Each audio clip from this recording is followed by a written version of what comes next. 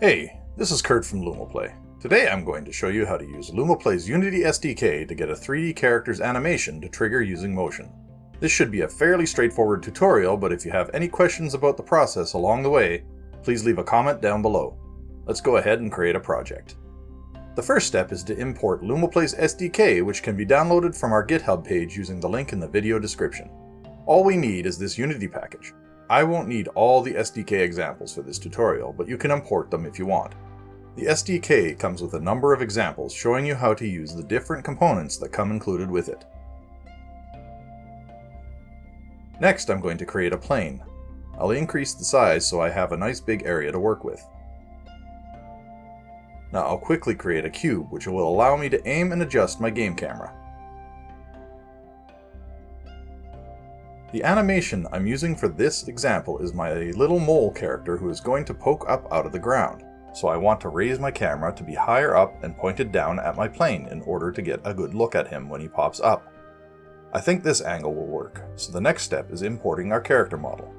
First, I'm going to create a new folder called 3D in the Unity Assets folder, and within that, I'll make a folder called Mole.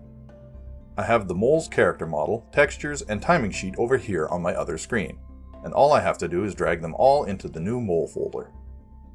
With our mole imported, I'm going to quickly extract his materials, which means I'll have to set up a folder for those as well. After saving our import changes, I can now go in and adjust things like the texture of his glasses. I'm going to make them shiny and black. Now it's time to set up the animations we'll need, which is what I need the animation timing sheet for. For this example, we only need these three animations, which are the mole's appear state, idle state, and vanish state.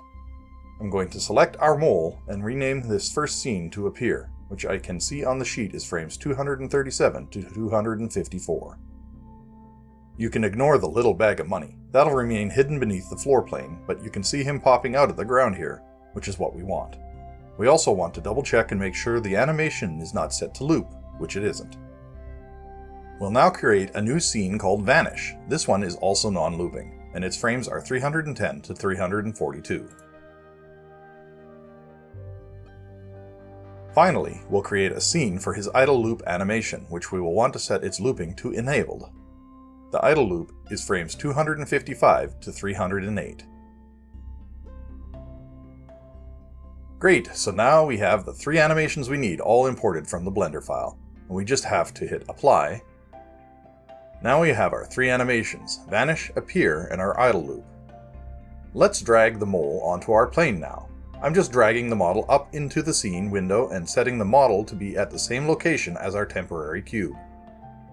If we drag our Vanish clip into the model, Unity will create an animator for him, and we can scroll through our frames and watch him vanish. I also see that he's humongous and backwards, so let me just adjust that quickly. I'll also delete this temporary cube. In the animator viewport, I'll drag in his idle and appear animations as well. If we right-click, we can set his appear animation to be his default state. We can then set that to transition to his idle animation. We can set idle to transition to vanish, and finally, vanish can then transition back to his appear animation. I'm going to set the exit time on the appear animation to 0.8, and the transition duration to 0.1. We want the vanish animation to be triggered by motion, so to do that, I'm going to create a new trigger and also name it Vanish. The Vanish animation has no exit time since we want it to happen immediately, so I'll uncheck that, and I'll also set its transition duration to 0.1. I'll then add a condition here, which will be linked to whenever the Vanish trigger has been activated. For the final transition from Vanish back to Appear, I'm going to increase the exit time to 1.5 to give it a slight delay after he appears, so he'll stay disappeared for half a cycle before he reappears. That should now be all of our transitions linked up together in a full cycle. Now if we test this scene, he should pop out and stay there until I trigger the animation. I'm just manually activating the Vanish trigger, and the whole scene plays out how I want it to. However, we don't want to manually trigger the animation. We want it to be triggered by motion input, so the next step is to link up LUMOplay's motion detection system. In order to detect motion, first we need to create a collider. I'm going to add a new component, and I'm going to use a sphere collider. I'll need to adjust the height and size of the sphere collider to match the area of the mole's character model when he's above the ground. Now, whenever motion occurs, the camera's motion data will be translated into screen space and projected onto our 3D scene, where it will be able to interact with our collider and trigger our animation.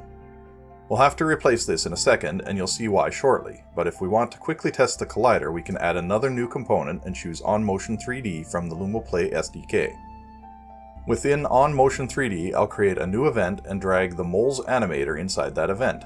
Set the event's function to setTrigger. Use the string version, not the int. And then set it to trigger the vanish trigger we made earlier. Technically, everything should be linked up now, but there are two problems. The first problem is that if we go to test the scene, we will get an error. This is because Unity 6 has introduced a new input system that we will need to change. In our project settings, go to Other Settings and scroll down until we find the Active Input Handling. Change this back to the old Input Manager or select both. Unfortunately, this will cause a reload of the software. I'll apply and save, and then Unity will have to be restarted. This input issue will be addressed in a future release of the LUMOplay SDK. Let's go back and test again.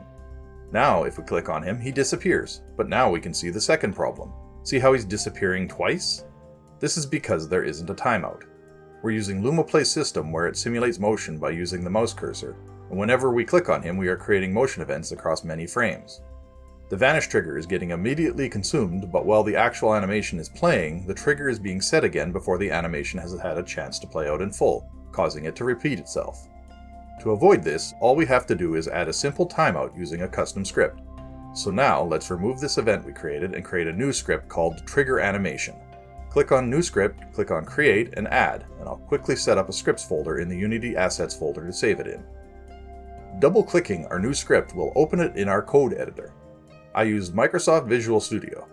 If you'd like me to go over how I'm writing this script, let me know and I can make a separate video explaining things in more detail. But for now, you can just copy-paste this code into your project. Back in our Unity project, let's create a new motion event on our mole character. Now we can drag in Trigger Animation and set its function to Trigger Now, which has been pushed right to the top of the menu thanks to our custom script. Next, we have to connect our animator to the Trigger Animation script. We do this by dragging the mole's animator into the animator field, and then we can link it to the vanish trigger we made earlier. Let's try it with a timeout of 0.5. Now he disappears and comes back without the animation being triggered twice. Although if I click and hold using the mouse, it will create constant motion on him and still double trigger. Let's try increasing the timeout to 2.5. Perfect. Now he sits there for half a second before jumping down again. I put that timeout value in while previewing the scene, so I'll just have to set that value again as 2.5 after I stop the preview. With that done, we now have a full 3D animation being triggered by a motion event. Now we can take this guy and duplicate him, and move him over, and do it again, and again, until we fill up our whole field with moles that can be triggered with motion. Why don't we test this with an actual camera? I'll open up LUMOplay and quickly calibrate my camera. If you aren't sure how to do this, we have several videos and written articles outlining the process of calibrating depth cameras with LUMOplay. Here I am in the Advanced Calibration Motion feed. Now, if we test our scene, Unity will connect straight to the live motion feed within LUMOplay, and I can trigger the character animations just by waving my hand. From here, we could go on to make an even more complicated whack-a-mole style game, but that would go a little beyond the scope of this tutorial.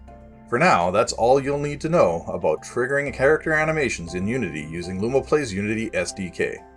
If you have any questions or any requests for future LUMOplay SDK tutorials, please leave a comment down below. If you made it to the end of this video, thanks so much for watching, and please consider leaving a like and subscribing so you don't miss out on future LUMOplay tutorials.